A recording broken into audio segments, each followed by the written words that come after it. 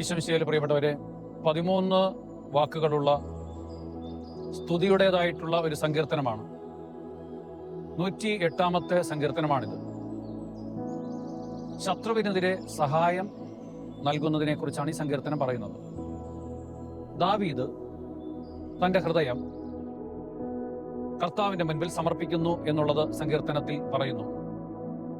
പ്രഭാതത്തിനു മുൻപ് തന്നെ സംഗീതത്തോടെ ദൈവത്തെ സ്തുതിക്കാനുള്ള ഒരു നിശ്ചയദാർഢ്യവും പ്രഖ്യാപിക്കുകയാണ്.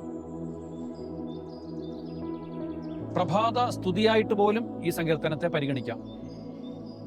സ്വർഗങ്ങൾക്ക് അതീതമായി എത്തുന്ന ദൈവത്തിന്റെ അചഞ്ചലമായ സ്നേഹവും വിശ്വസ്തതയും സങ്കീർത്തകൻ പ്രഖ്യാപിക്കുന്നു. ദൈവം തന്റെ ജനത്തിന് വിജയം നൽകുമെന്നും ശത്രുക്കളെ കീഴടക്കുമെന്നും സങ്കീർത്തകൻ വിശ്വസിക്കുകയാണ്. മനുഷ്യന്റെ സഹായം വ്യർത്ഥമാണെന്ന് അംഗീകരിച്ചുകൊണ്ട് ദൈവത്തിലൂടെ മാത്രമേ യഥാർത്ഥ ശക്തിയും വിജയവും ഉണ്ടാവൂ എന്ന് ദാവീദ് ഉറപ്പിച്ചു പറയുന്നു.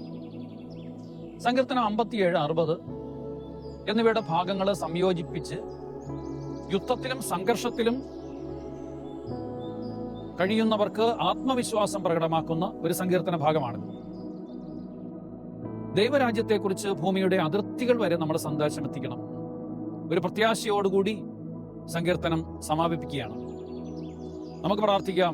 കർത്താവേ, ഈശോയെ, നിന്റെ ഭൂമിയുടെ അതിർത്തികൾ വരെ ഞങ്ങൾ പ്രഘോഷിക്കണം. നിന്റെ രക്ഷ എല്ലാവരും അനുഭവിച്ചറിയണം. ഇന്നത്തെ ദിവസം ഞങ്ങൾ കാണുന്നവരെയും കേൾക്കുന്നവരെയും ഞങ്ങളുമായിട്ട് ബന്ധപ്പെടുന്നവരെയും എല്ലാവരോടും ഞങ്ങളൊരു അല്പനേരമാണെങ്കിലും ദൈവരാജ്യത്തെക്കുറിച്ച് സംസാരിക്കും. അങ്ങനെ ഒരു തീരുമാനം നമുക്ക് എടുക്കാൻ പ്രിയപ്പെട്ടവരെ. ദൈവം സമർത്ഥമായിട്ട് അനുഗ്രഹിക്കട്ടെ. ആമേൻ.